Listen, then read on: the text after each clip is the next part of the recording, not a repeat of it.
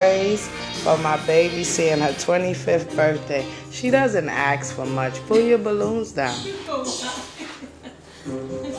She don't ask for much. She's so appreciated, and I'm so glad to have a beautiful princess like her. Now say your wish. He shot her like she was a dog. And I wouldn't even do that to a dog. In the late evening of October 21st, 2021, Newton County deputies were dispatched to a quiet home on Windcrest Drive. What they would uncover inside was one of the most chilling betrayals of one of their own in recent Georgia history. From the outside, the house looked calm, untouched by tragedy, but once officers stepped through the door, the scene told a different story. Lying lifeless was Deputy Shakima Jackson, a 28-year-old Fulton County Sheriff's deputy. Her body had been riddled with multiple gunshots, but just a few feet inside another room was another lifeless body. Her own brother, Lavoy Brown, also had been shot multiple times. Both had been killed in what initially appeared to be a home invasion. Yet investigators quickly realized this was no random attack. The evidence pointed to someone much closer, someone too familiar to both victims. What the killer didn't know was surveillance footage had captured everything that happened and would unravel a type of betrayal no one saw coming. What emerged was a chilling truth. Shakima's husband had been hiding a secret that was about to be exposed. His double life, secret children, and deceit. In a desperate bid to silence the truth, he would go on a killing spree. This is the life and death of Deputy Shakima Brown Jackson and the betrayal that shocked a community. Her loss is something that we continue to feel. For something that hit so close to home for us, one of our own being a victim of domestic violence. Shakima Brown Jackson was only 28 years old. She had worked hard to become a deputy, born on March 27, 1990 in Georgia. After graduating from Rockdale High School, she decided to join the police force. In 2018, she started as a detention officer in the Fulton County office, learning the ropes and helping to keep people safe. But her journey was not easy. Becoming part of law enforcement meant long hours, strict training, and the responsibility of protecting others. But Shakima was determined. She wanted to serve her community and make a difference. Everyone said she was kind, hardworking, and someone who made the people around her feel supported, a quality that Sheriff Pat Labatt highlighted when he spoke about Shakima's character. Talked about how bubbly she was, really eager to learn, and those are the kinds of things that we look for in people that help lead our agency. And so she was a shining star. It was no surprise when all that hard work would pay off for Shakima.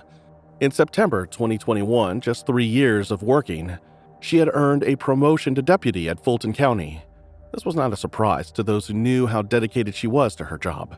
Her colleagues admired her persistence, saying she never gave up even when the work was tough. She was proud to wear the uniform and proud to represent her department. Tragically, this promotion would not last long, as just a month later, her life would tragically be taken by someone no one could have imagined. Shakima had a 17-month-old son at home. She was a devoted mother, always caring for him and making sure he was happy. She loved spending time with him, reading little books and making him laugh. Her friends often said that motherhood brought out an even softer side of her, showing how much love she carried in her heart. Yet, behind the warmth of her motherhood and the pride of her badge, there was a shadow in her home, a man whose secrets would one day turn her perfect-looking life into tragedy. Her husband, 28-year-old Jaquavia Jackson. The two had gotten married in 2020. That same year, they had welcomed their first child together, a baby boy born in May. The family lived in Covington, Georgia, a quiet town where neighbors knew one another.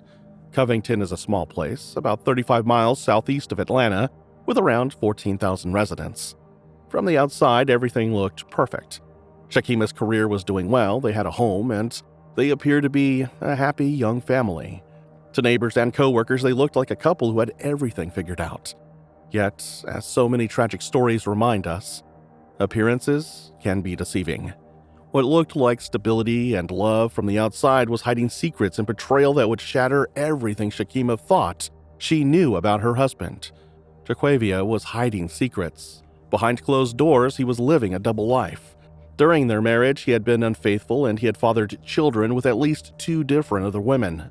However, his deceit went far beyond what most people would imagine. In an effort to escape responsibility, he went so far as to send another person to to take DNA tests in his place after orders from court, hoping the courts would never discover that he was the father. For a time, this scheme worked. The DNA tests came back negative, allowing him to hide behind lies and manipulation. He thought he had outsmarted everyone. But even deception has its limits. Eventually, the truth would come out into the open. The courts uncovered his actions, exposing not only his attempt to evade justice, but also the lengths he was willing to go to deny his own child and avoid accountability. By October 2021, Jaquavia was supposed to appear in court on October 28th to answer questions about the DNA fraud. But this is where it gets weirder. Shakima had also been subpoenaed to appear at that hearing, meaning she would get the chance to learn everything about her husband's lies, the other women, and the children he had fathered outside their marriage. This would have been the worst kind of betrayal, but what happened next would paint a picture of a man willing to protect his lies and deceit, even if it meant taking precious lives. But before we get to what really happened that night, it's important to understand that Shakima's life was shaped not only by her marriage, but also by another strong male presence who stood firmly by her side. This wasn't just anyone. It was someone bound to her by blood, someone whose loyalty and love was undeniable and who, tragically, would lose his life alongside hers. Her older brother, Lavoy Brown. Lavoy was 30 years old and deeply devoted to his family. Born in Georgia, just like Shakima, the two were inseparable from childhood into adulthood. Lavoy carried a bright smile, a love for music and photography, and a spirit that made him fun to be around.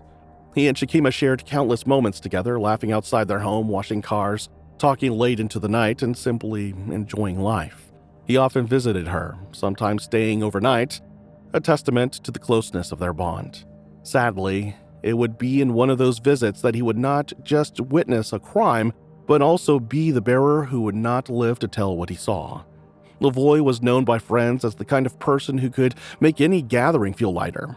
His love for photography meant he was often behind the camera, capturing family moments and memories that everyone cherished.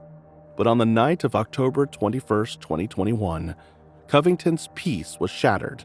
The bond that had kept the siblings so close would tragically end in violence. The court appearance was just a week away, and for reasons no one could fully understand, Jaquavia became terrified of what might happen when Shakima learned the truth. He knew the lies he had built were about to collapse, and the thought of his wife hearing everything in a courtroom filled him with panic. Whatever he imagined, it was enough to push him to make a decision that no one could imagine. On Wednesday, October 21st, Shakima came home around 5 p.m., just like any normal day. She had finished her shift and was ready to relax in the comfort of her own home. Lavoy was visiting that day, something he usually did because he enjoyed spending time with his sister. Shakima's husband, Jaquavia, and their 17-month-old child were also at home. From the outside, it looked like a typical evening for a young family, a mother, father, child, and a brother-in-law sharing time together. But as night approached, there would be a shift to something dark about to happen. Shakima, after the day's-long work, wanted to just unwind. She was sitting on the couch with a blanket, scrolling through Facebook on her phone, probably enjoying a quiet moment after a stressful day. She may have been smiling at posts from friends or looking at pictures of her baby. It was the kind of ordinary moment that shows how normal life can feel right before everything changes. But little did anyone know the horrifying chain of events that was about to happen. Suddenly, Jaquavia picked up a gun.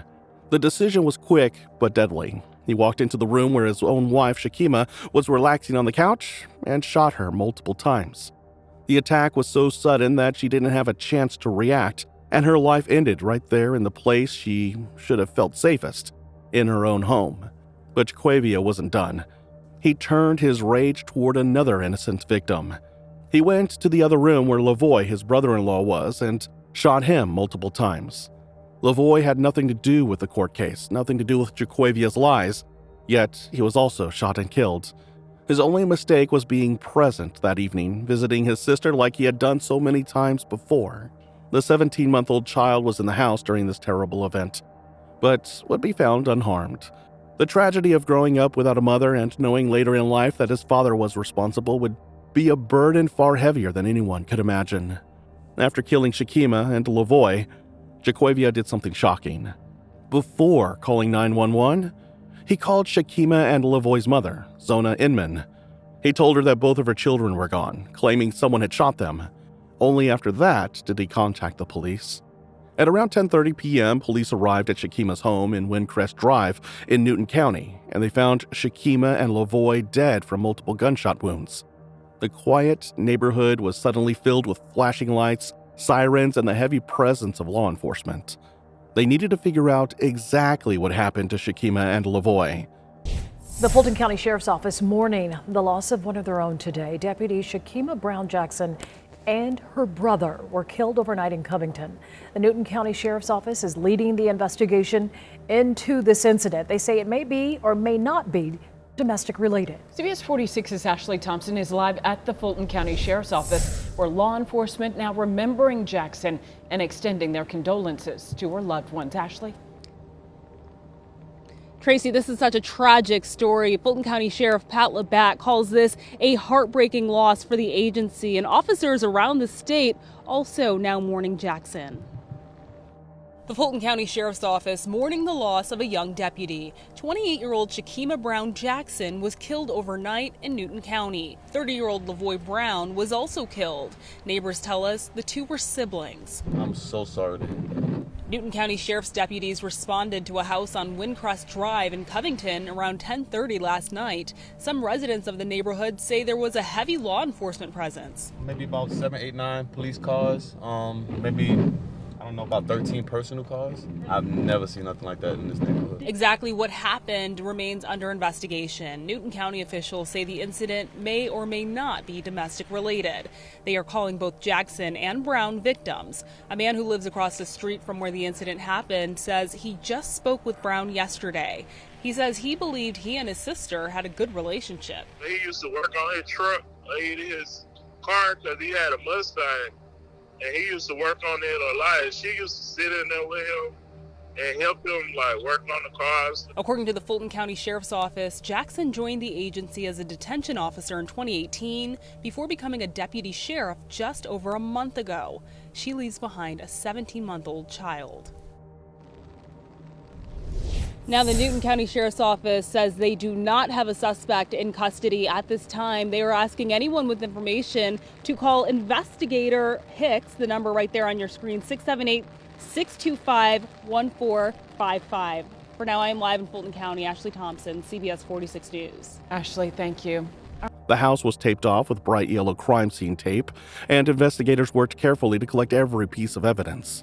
But Jaquavia, who was present at the scene as expected, had his own version of the event. He told a story about two unknown men who had broken into the house and shot them, trying to make it seem like random violence, something no one could have stopped. He said he barely escaped with his own life. To the untrained ear, it sounded like a desperate man recounting a nightmare. But to seasoned investigators, something about his words felt rehearsed, too neat, too convenient. And his story? It wasn't adding up. Detectives noticed inconsistencies almost immediately. His emotions seemed forced, his timeline shaky, and his version of events lacked the natural panic of someone who had just survived a home invasion. Investigators immediately started checking the neighborhood. Nothing prepared them for what they were about to find. That same morning, Jaquavia had asked a neighbor if their security cameras were working, and the neighbor had said no. He was trying to make sure no one else could see what he was about to do. That detail alone raised suspicion. Why would a man so concerned about safety suddenly ask about cameras just hours before a supposed break-in? But here's where it gets interesting. Jaquavia had no clue another neighbor's camera was working, and it captured everything. That camera had been recording all through the day, and when detectives would watch that footage, they would find something so chilling. They found that no one entered Shakima's home as claimed by Jaquavia. No strangers entered or left the house. His story was false. The footage only showed the family inside. No masked intruders, no suspicious vehicles. It was the kind of evidence investigators rely on. Clear, undeniable proof that the suspect's version of events was a lie. But investigators weren't done. They needed more evidence. They looked at his phone and text messages between Shakima and him and other people. They compared what he said with what actually happened. His story about intruders bursting through the front door was contradicted by messages he sent and received earlier that day. Every piece of evidence began pointing to the same conclusion. The tragedy had been planned, and there were no outside intruders. As for the crime scene, that would only show another lie. The crime scene itself showed Jaquavia had tried to make it look like a home invasion. He had even fired a shot towards the outside of the home to make it seem like he had tried to shoot at his makeup fleeing intruders, but the evidence didn't match. The police could see that the scene didn't match what Jaquavia had claimed. Ballistics experts noted the angle of the shot and the lack of footprints or forced entry, details that didn't align with his story. There were no intruders. The doors showed no signs of being broken, windows were intact, and nothing had been stolen. Whilst he had tried to portray himself as a husband who had tried to defend his family, the only person responsible for those same deaths was Jaquavia Jackson. Within days, investigators understood why this happened. In the days following the murders, investigators learned about the court date that was only a week away. Jaquavia had been scheduled to answer questions about the 2 paternity tests. He had been caught lying about the DNA tests for children he had fathered with other women. Shakima was also supposed to attend the court hearing. She was about to learn everything her husband had been hiding. This discovery gave detectives a clearer picture of what had driven the crime, the motive. The looming court date wasn't just a legal matter, it was the moment Jaquavia's double life would be exposed. For a man desperate to protect his image, the thought of his wife hearing the truth in front of a judge was unbearable. All of this helped the investigators understand the motive. Jaquavia had killed Shakima to stop her from learning the truth. He had killed Lavoy to make sure there were no witnesses. The investigation showed a very sad and shocking reality. This was not a crime of chance, it had been planned. Detectives later explained that the evidence from staged gunshots to false stories pointed to a calculated act, not a sudden burst of anger. Jaquavia was arrested and charged with multiple crimes: 2 counts of malice murder, 2 counts of felony murder, 2 counts of aggravated assault, and 2 counts of possessing a firearm during a felony. He was held in the Newton County Jail without bond, awaiting trial. The charges reflected the seriousness of the case, ensuring that the justice system would treat the murders not as random violence but as deliberate acts. For Shakima's family, the arrest brought some relief, but no comfort. They had lost 2 loved ones in one night, and the person responsible was someone they had once trusted. The community, too, struggled to process the tragedy. A young deputy and her brother gone, a baby left without a mother, and a husband exposed as a killer. Investigators also found something that raised eyebrows. To make matters even more painful, Jaquavia was listed as the beneficiary on half of Shakima's life insurance policy. This detail added another type of betrayal to an already devastating tragedy. For Shakima's family, it was almost unbearable to think that the man who had taken her life was also positioned to profit from her death. However, investigators quickly noted that the law would not allow such injustice. Under the Slayer rule, a legal doctrine recognized across the United States, anyone who murders or conspires to murder another person is barred from inheriting their estate or collecting life insurance benefits. This principle, rooted in both common law and modern statutes, ensures that no killer can financially benefit from the crime they committed. In Shakima's case, this meant that Jaquavia could not legally receive any payout from her policy. Instead, the funds would be redirected to alternative beneficiaries or her estate, protecting her child's future and preventing her killer from profiting. For her grieving family, this law provided at least one measure of justice, ensuring that Shakima's sacrifice and hard work would not be twisted into financial gain for the man who betrayed her. The investigation also revealed how careful and quick the police had to be. They had to preserve the evidence, gather witness statements, and examine the crime scene before anything could be changed. They worked long hours, checking every detail to make sure the truth came out. Their hard work meant that the case moved quickly and charges were brought within days of the tragedy. In October 2021, nearly 2 years after that tragic night, investigators had gathered all the evidence and the case went to court. Jaquavia Jackson was facing serious charges for taking the lives of his wife, Shakima, and her brother Lavoy. During the trial, the prosecutors carefully explained everything, piece by piece. They showed the video footage from the neighbors' cameras, which proved that no strangers had entered the house.